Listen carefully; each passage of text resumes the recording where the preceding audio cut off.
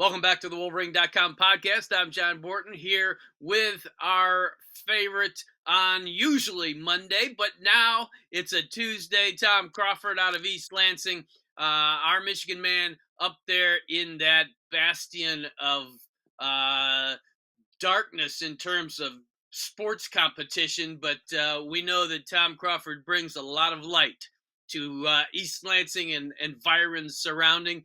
Thomas, welcome back to the podcast.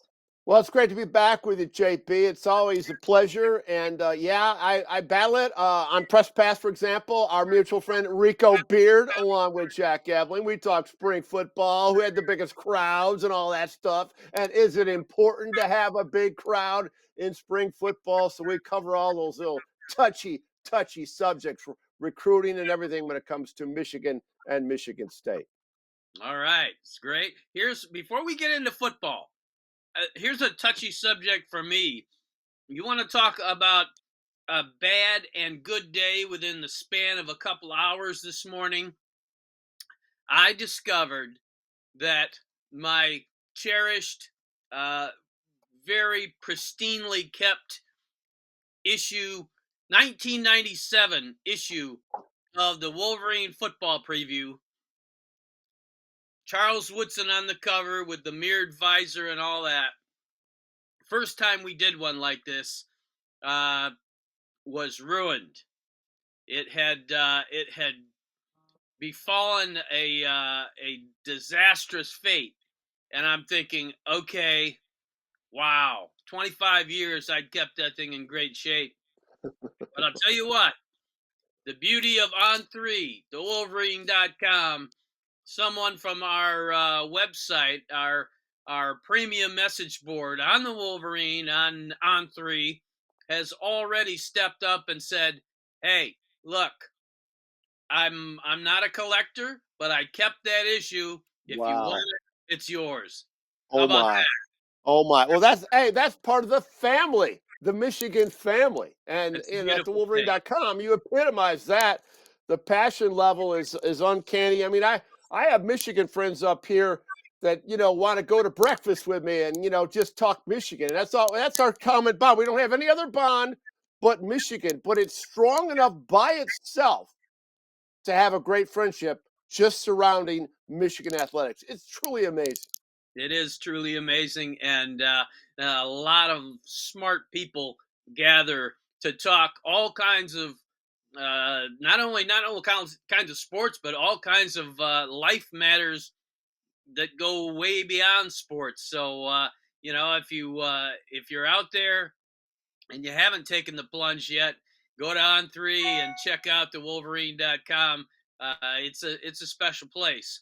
So that said, we're talking football, as a lot of Michigan fans are these days. They're coming out of spring practice. Jim Harbaugh says this is a scary good football team. As I mentioned last time to you, I did a piece for the issue of the magazine that's just coming out now about 7 reasons that the Wolverines can win the Big Ten again, can repeat and do what they did last year. Now, I had a great conversation about this with one Mr. Douglas Skeen. He, the owner of 5 Big Ten championship rings, a frequent contributor to the Wolverine and the Wolverine.com. And in general, he agreed with my 7 reasons. But he gave me a not so fast on Michigan repeating for a couple of reasons that I detail in a column in the magazine, and I won't go too far into that. But one was, basically he said, "Hey, the last few years, I don't think it matters where the Michigan State game is played, because Michigan State seems to have shown a greater understanding of the rivalry and an ability to go into Michigan and win." And two, he says, I mean, it's a show me when you go to Columbus, because they haven't won there since 2000. So talk about those two aspects of the coming season and the doubt that might cast on this whole thing for Tom Crawford. Yeah, those are those are two hot topics. Obviously, the rivals, Michigan State and Ohio State. And I've thought a lot about this. I think about the October 29th match in Ann Arbor probably every day. Because that is so important for Michigan to win that game. And I think what Michigan has to challenge itself, as they did last year, where they made Ohio State that's they got to win that game. I mean, they put such a high premium on preparing for that game. They got to dovetail that over to Michigan State this year. They've beat Michigan State's beaten them twice. Last year was, I mean, Michigan had that game. They were up 30-14. They were throwing the ball. All of a sudden, they stopped throwing the ball, and they lost the game. And their defense wilted late in the game. They have to make amends for that. I'm telling you what, Michigan State has it cooking a little bit. There's a little buzz going on up here, and it's legit and has to do with recruiting. And I'm concerned about Michigan State. So that has to be a priority. They've got to win that game. It's in Ann Arbor, okay? And then they can go to Ohio State. I'm not saying it's not as important to beat Ohio State. Obviously, it is because they need to go undefeated in that game going into Ohio State because they don't have as far as getting the CFP because they have such a weak non-conference slate all at home against non-power fives or group of fives. Um, they've got to beat Michigan State and they just have to beat Michigan State. I can't emphasize it anymore. They have to beat Michigan State. So if Tom Crawford were suddenly made the czar of beating Michigan State for the University of Michigan football team, what aspects would you stress both physically and psychologically to make sure you get that done at home? Well, let's start psychologically. Get psychotic about this game. I mean, you got to be thinking about what do I got to do today to beat Michigan State. That's just it. That's the bottom line. And Skeen's right about Michigan State's indifference to going into the big house. I mean that we've seen that multiple times, way too many times. We saw it in 15, we saw it in 17, we saw it in 20. It's ridiculous. It's absolutely ridiculous that Michigan that they should be doing to Michigan State like they did in 19 when they beat them 44-10. That should be the norm. I thought that was a well played game by Michigan. They're prepared for that game, but they have to match that, in 2022. So, biggest priority, and they got to beat them physically. Michigan State has beaten up Michigan physically way too many times in the last decade plus, and they just got to beat them up and win the game on the offensive line against their D line in all aspects, psychologically and physically. They've got to get it done on the 29th of October. Through from the time that Bo Schembechler arrived through when Lloyd Carr was finishing up, the Wolverines won 3 out of every 4 games in that series, and I think Michigan fans, Michigan rooters, just got used to that and considered a Michigan State win over the Wolverines to be an aberration. It might be always a tough game, sure. That it was physical, it was nasty, but Michigan was going to win 75% of the time. Do you think there's too much of that feeling that may have lingered over and may have even, I don't know. Certainly, the current players weren't living in that era, but I just not sure what it is that because you that's a situation where you have all the motivation in the world, and you definitely shouldn't take a sort of quote unquote big brother sort of approach to it. Right, and that goes back to obviously 2007 post game, the Mike Hart thing, which was, I understand on that Mark D'Antonio thing, kneeling at the middle of the field after D'Antonio with Will Tiemann on that interview after the Appalachian State loss. Can we have a moment of silence? And that's where they were having a moment of silence. So I get that part, but Mike Hart going off on him, and he didn't, and then then all of a sudden he and D'Antonio are bantering. D'Antonio acting juvenile. Um, it worked. It galvanized Michigan State, and I hate that little brother. I've always hated that. I've always hated that.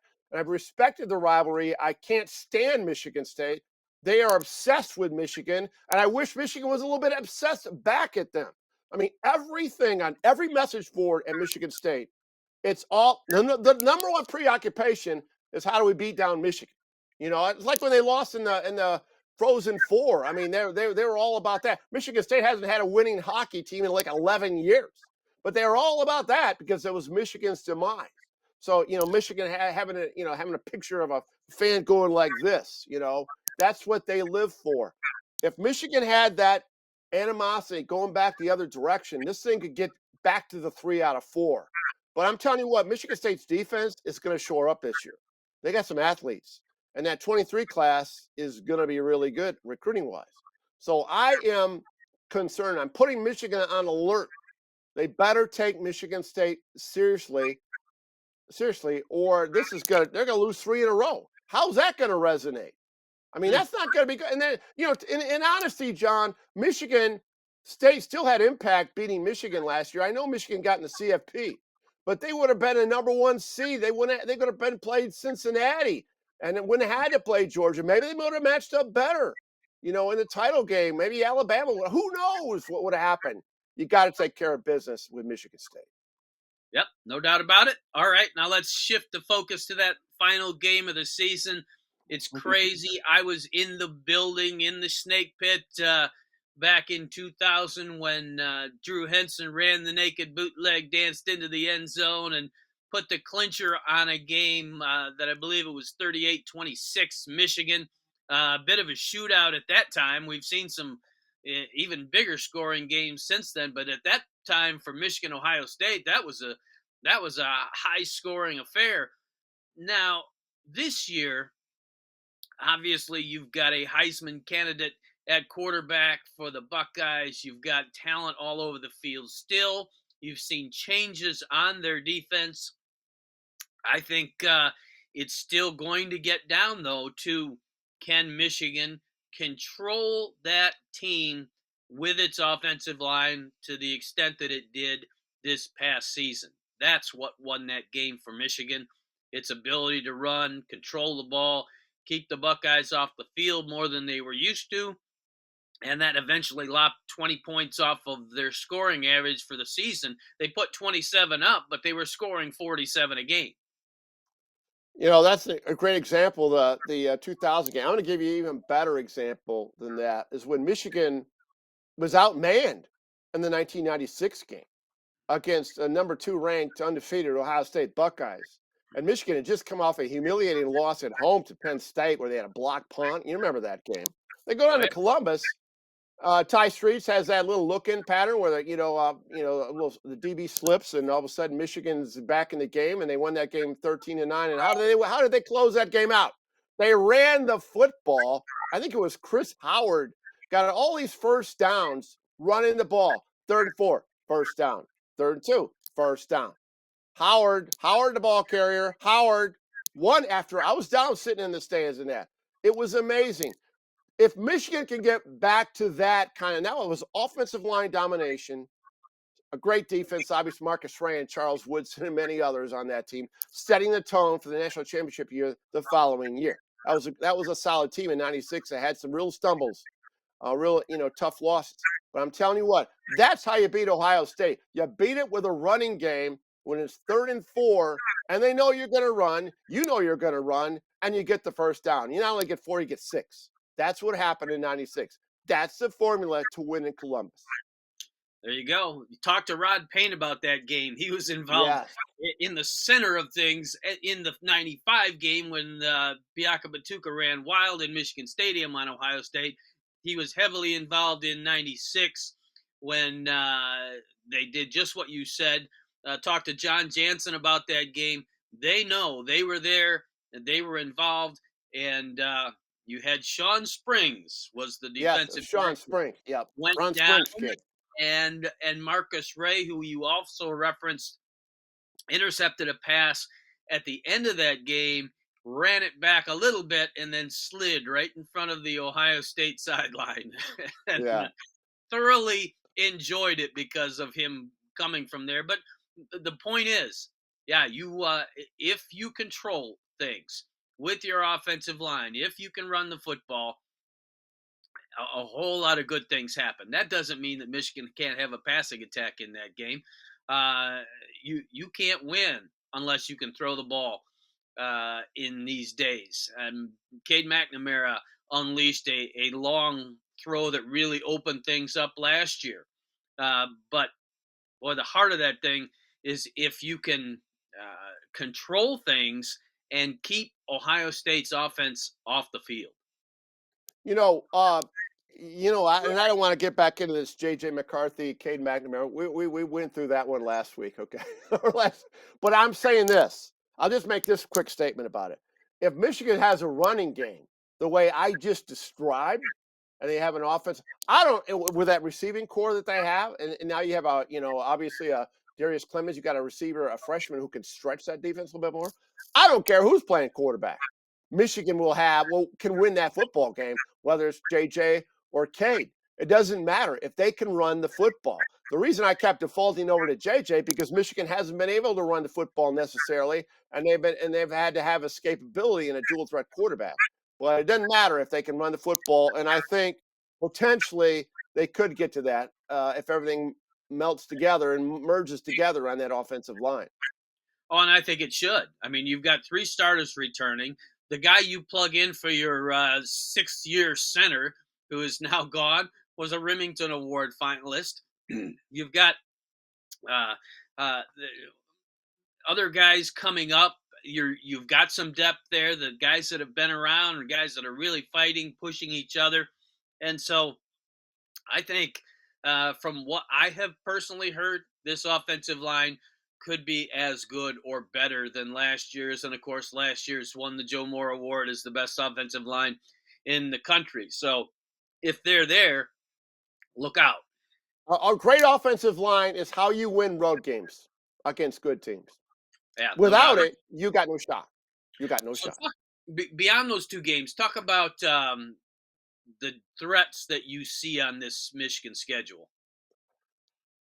Well, the threat I have is the fact they're not going to get tested before they go to Iowa City. I mean that's kind of a backhanded comment, but I mean it's true. They won't when you play Colorado State and Hawaii and Yukon, you're getting a little fool's gold there. And I understand about getting into the rhythm and all that stuff.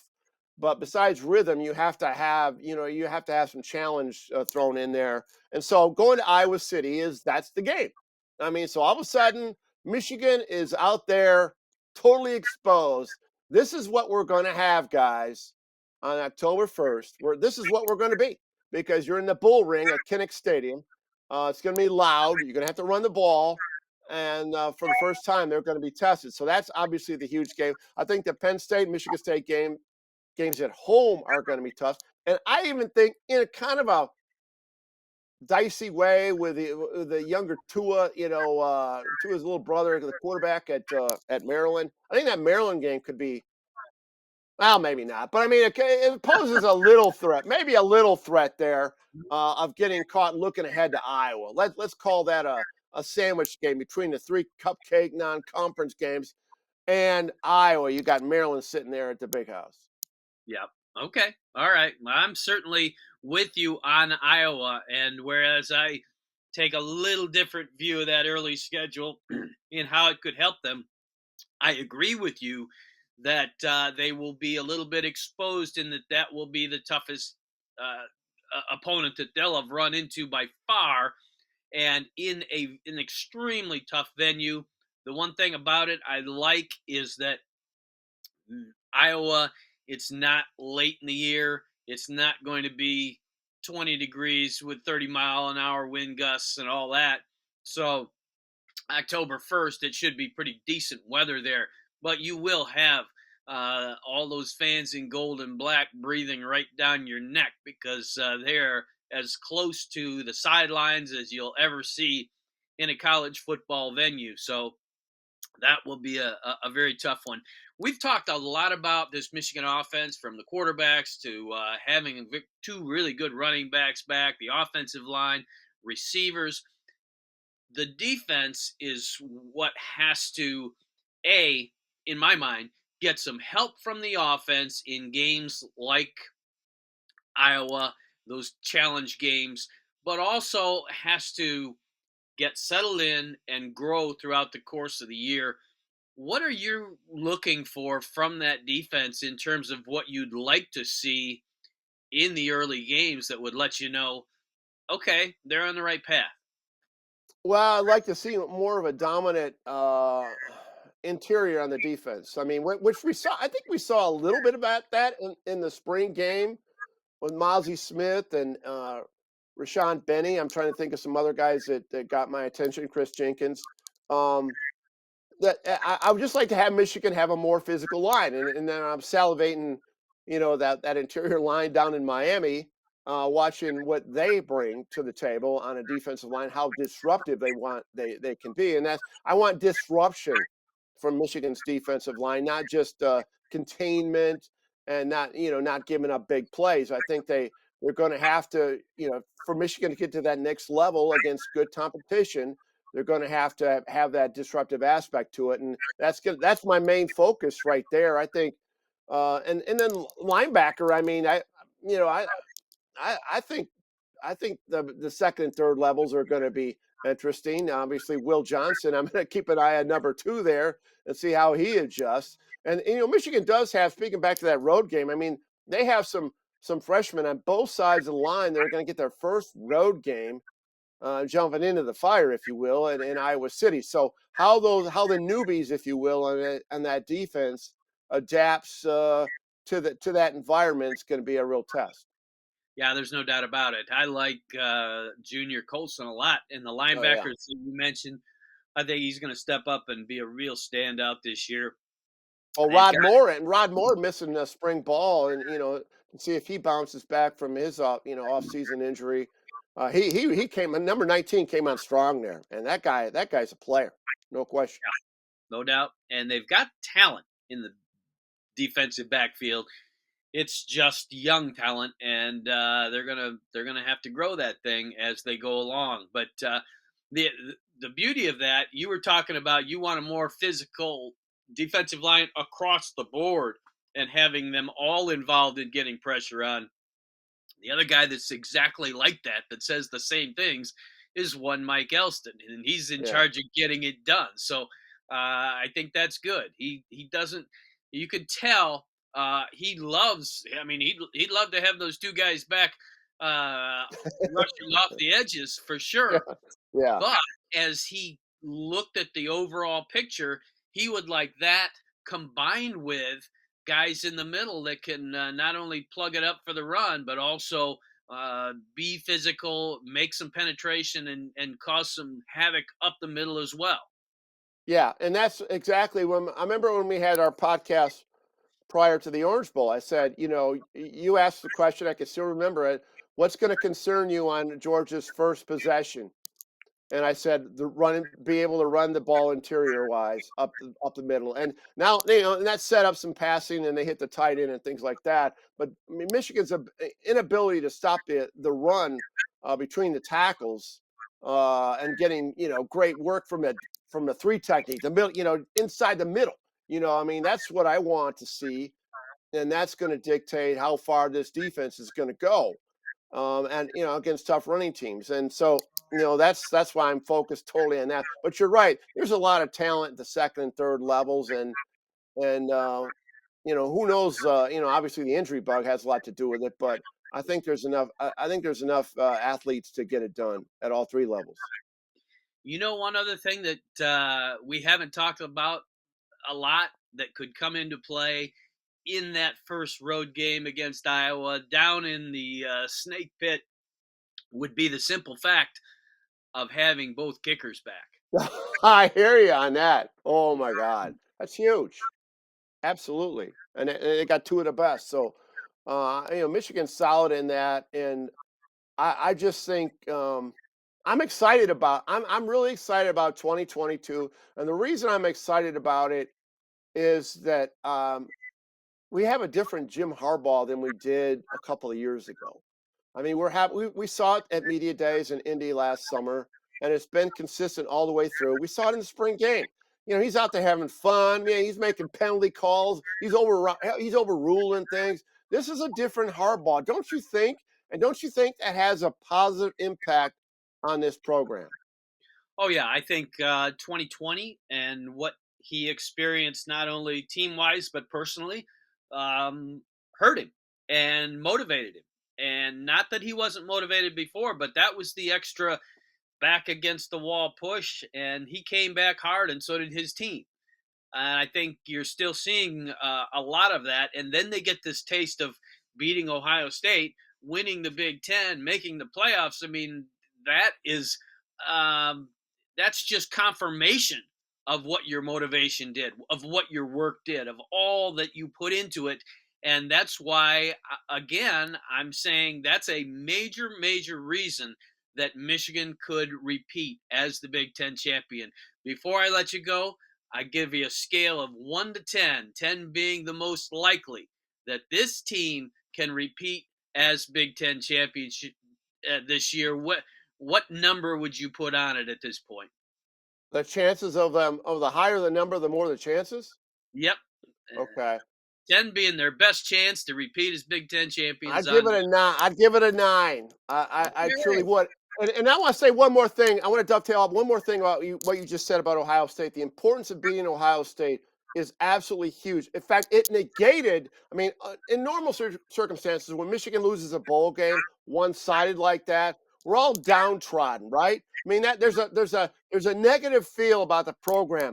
This was one bowl loss against a great team, the Georgia Bulldogs, in the CFP. They finally got there. The fact they were Big Ten champions and they beat Ohio State still carried momentum wise this team from last year into this next year. And that's why I'm giving them a lot of chances. There's still a positive vibe with the fans and obviously in the football program inside the walls at Schembeckler Hall. Absolutely. You could make a very strong argument that Michigan was no worse than the number 3 team in the nation last year and lost to the eventual national champions. And so, hey, no shame in that season whatsoever. They're motivated. We're going to be talking about it all the way up to it and through it. Tom Crawford, we always love having you on, and we will do this again very soon. I could talk Michigan football with you, John, 365 days a year. So give me a call anytime. Okay. Well,